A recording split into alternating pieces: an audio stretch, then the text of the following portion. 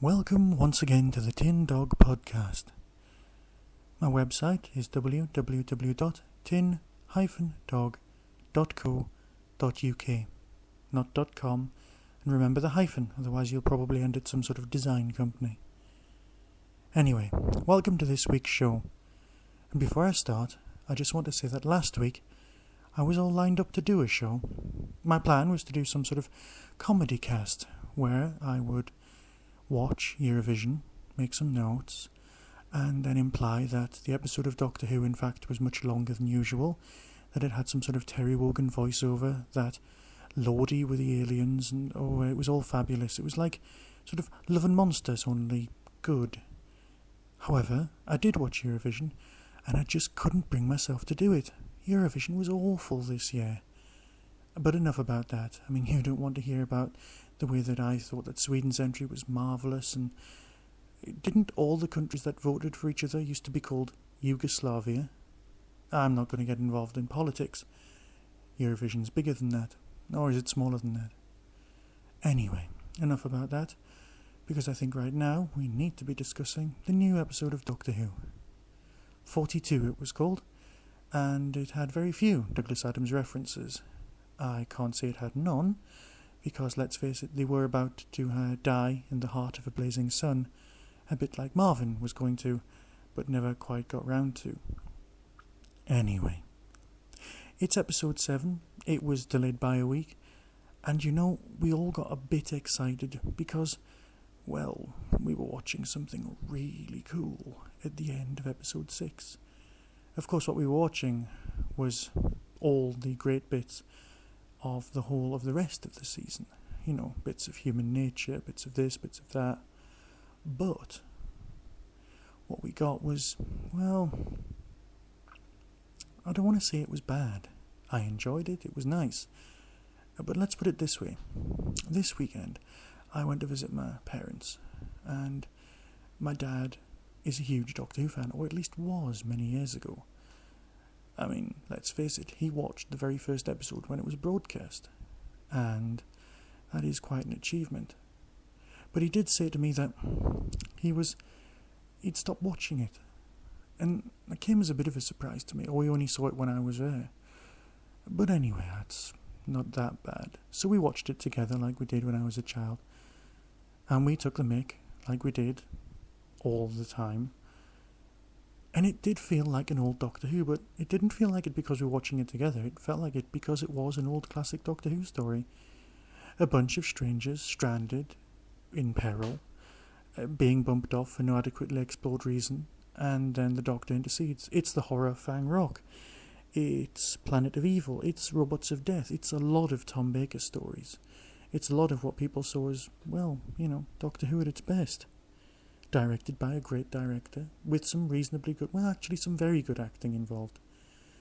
But it kind of didn't grab you. It felt very much like a rehash of the one with the devil in last season. But of course, at least this time, the alien had the point of view, it wanted revenge, and Cindy Beale got to die by being sucked into space. Don't people explode anymore, or is that just my memory of the film Outland? Anyway, let's face it, we all liked it. But of course then there's the mobile phones. I know Martha's got a mobile, so therefore the Doctor will do what he did for Rose's mobile. I mean, let's face it, most people have them these days. So, he makes a mobile more, you know, compatible with everything in the universe. She can phone her mum at home, and of course, she can talk to, well, just about anybody. So of course, when the question comes up that she needs to phone her mum, you know, phone a friend, who had the most top 10 hits, who had the most number ones, was it? Yes, who had the most number ones, was it the Beatles or Elvis? Now you have to remember, this story is called 42. It lasts 42 minutes. Of course, it's like 24, only the other way around, which has been both backed up and denied by various members of the cast and crew, depending on which commentary you're listening to, or what making of. So, this thing's called 42. Everybody likes it.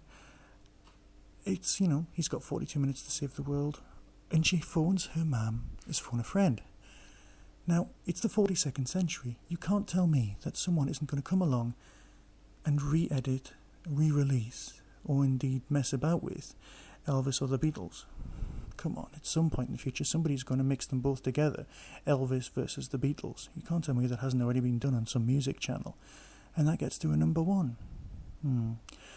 So I guess the answer never would be truly known. That's just me being picky. But to be fair, lots of us were being picky. And then, of course, there's the mysterious stranger, who was, of course, working for Mr. Saxon, and we've gone into Mr. Saxon. We've done the whole, oh, it's the master, oh, it's not, oh, he's the villain. I mean, let's face it, the chances are he's going to be the villain, no matter whether he's the master or not. That doesn't really matter. What does matter, of course, is that I, in the great interests of science, have typed into a computer search engine Harold Saxon to see what anagrams that makes. And we've come up with some rather interesting anagrams of Harold Saxon. Hand, solar, ox. And of course, that implies that he's working for the Naimon. Very important. I'm sure Outpost Gallifrey will go mad at the suggestion that it's not the Master, it's the Naimon in disguise. And of course, in the tradition of ancient Doctor Who monsters turning up, Harold Saxon is also a very good anagram of Axon's Lord, which of course implies it's the Master. I'm guessing that that's probably not going to go very down well on Outpost Gallifrey either. But there is this one, a lovely Stargate anagram, which is Ra, sold an ox. That's Ra, sold an ox.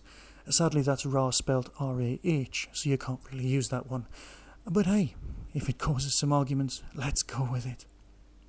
Now, I know that some people like to email me, and, well, not many of you to be fair, but some of you have, and I'm always grateful. I didn't exactly receive any emails from people saying, are you doing a show this week? Now, that's either because last week I said there wasn't going to be a show, or because, in fact, my listenership is incredibly small. So what I've done is I've gone into MySpace and I've created a group. I'll put the group link on the iTunes show notes and all that. And, of course, on the website, www.tin-dog.co.uk. Now, there'll be a link on there to the MySpace group where all of the, well, I wouldn't say fans, all of the listeners of the Tin Dog podcast can leave a message, can talk, if you're on MySpace. So, it's groups.myspace.com, so it's basically, you're on MySpace, you click the groups button, and the group's called Tin Dog. All one word, TINGOD. So that's groups.myspace.com/tindog. Join if you want, don't join if you don't want. See who else is listening. It's just an interesting thing. I thought I'd create it so that everyone could, if they wanted to, join in and chat. Of course, you are welcome to email me at tin-dog@hotmail.co.uk. I'll draw a line under this week's show, because, of course, it was a good episode. It was nice. It did look nicer in the previews. But then again, most episodes do. I am waiting for, the girl in the fireplace storyline for me. I'm hoping it's next week's. But then again, I'm sure I keep hoping that it's always the following week. Is that a worrying sign at the halfway point of the season? We have got the two-parter. Now that does provide me with a problem. You see, it's based on Human Nature by Cole Cannell, and if I'm going to read the book, which I've owned since the day it came out, I really should start reading it now, because my pristine copy of Human Nature is just sort of sitting there on the bedside cabinet taunting me, going, read me now, or you may never read me at all, and I'll just end up on eBay, and you wouldn't like that any more than me.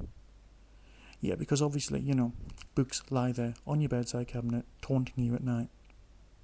And with that mental image of me being tormented by a virgin paperback, I'm going to leave you now.